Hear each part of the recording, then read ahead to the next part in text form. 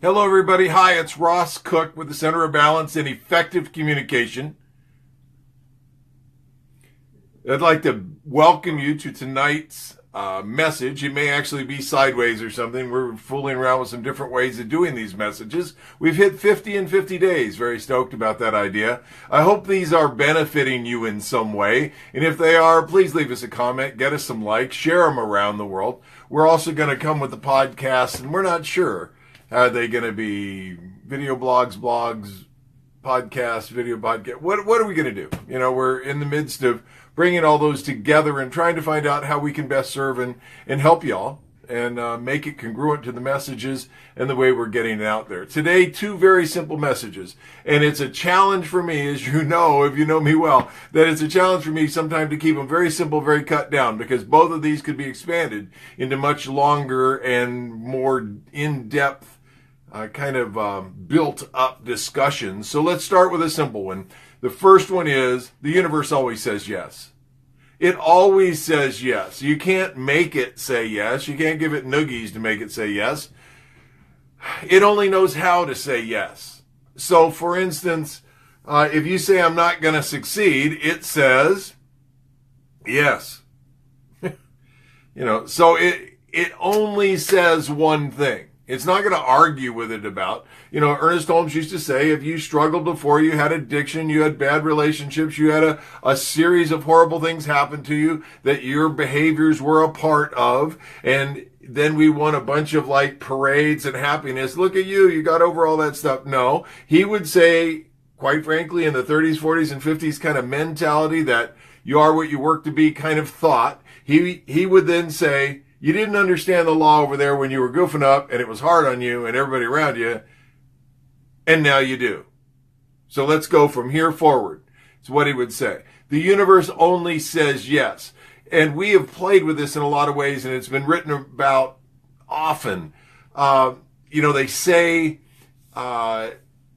indigenous tribes moving through brush. I mean, big brush, like brambles, and people struggling following them, and they just seem to go through them like water down a creek, just moving smoothly and easily, just with no problem at all. And the people behind them are all caught up and everything like that. One of the most amazing things is we've gone out and we've played with this a lot.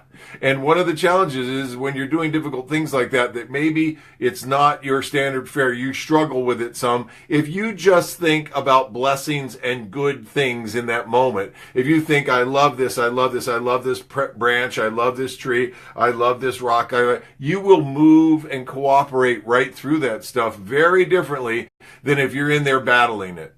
Because the universe only has one way to think about it. We've done it. If you've been around me, I'm not the most mechanical guy in the world. And hammering nails is just to do it brilliantly. I have not done it that much in my life. And we can work on those things and think, I'm blessing this, I'm loving this. I think this is great. The universe is helping me do this, and those nails will start to go. Now, one of the things that probably happens, rather than you arguing and battling and getting tight and struggling, none of which would help you go through brush, climb mountains, shoot a basketball, hit a nail on the head, that struggle's not going to help. But smoothness, relaxation, purpose, focus is. So focus on the yes. Focus on the yes. The power which appears to bind us is the only power in the universe that can free us. It's the same power. Now, second point tonight.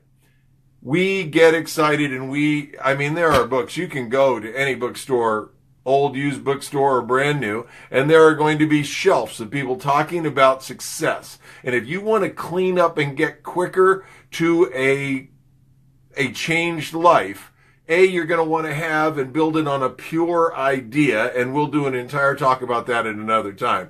But you're going to want to get away from the concept of success, quite frankly, and you're going to want to get to the idea of personal excellence.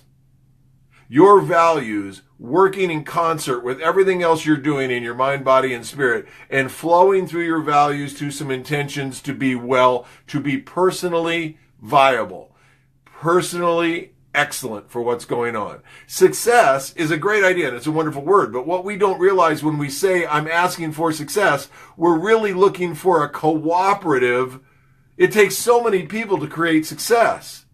And if I'm managing my energy and learning how to do it differently, one of the first hurdles we're going to run into is I'm going to want to manage them instead of me. I'm going to want to manage their state instead of my own management of my own self, my own personal space and values and direction. No, I need to use all my energy on me. And so it's vitally important that you don't do nothing, that you stay active. You can crawl, find the biggest bookshelf in your office, and if you crawl under that bookshelf, the universe can come and help you, but it's going to be a lot harder than if you're out there and you're active and you're functioning and doing things. Same universe, saying yes, you're just giving it more quality, pure possibilities as you interact with others. That's success, because as we interact with those others, we're going to get help from them. We're going to not do it alone. Does that make sense?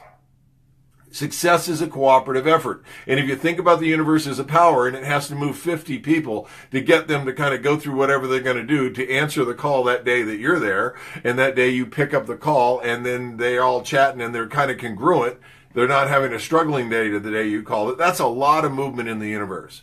Manage your own values, your own intentions, clarify, get really well right where you are, and you'll naturally attract the people on time in the right space, and then I can go out and be active, and it will be easier to eat the right food, hydrate, go to the gym, go to CrossFit, do whatever. It will be easier for me to read the quality reading I need to do. I'm going to move my mind, body, and spirit to a new place. Personal excellence and the universe is always going to say yes. It can't say anything else but yes. So get yourself in a way, in a position, and in a focal plane that will allow, when the universe says yes, for it to benefit you. And as you get more congruent and more whole and well toward what you're endeavoring to achieve and be, quite frankly, then the rest of the world will begin to cooperate with you, and you'll stop doing the Sisyphus thing where you push the rock up the thing, the minute you rest, it comes all the way back down. You push it up again the next morning, and then if you take a nap, down it comes again. Let's stop restarting. Let's use our energy for good. The universe says yes. The universe is willing to and ready right now to help you, and let's work on personal excellence. I'm Ross Cook. You can find me at Ross Cook Balancing, and I love visiting with you.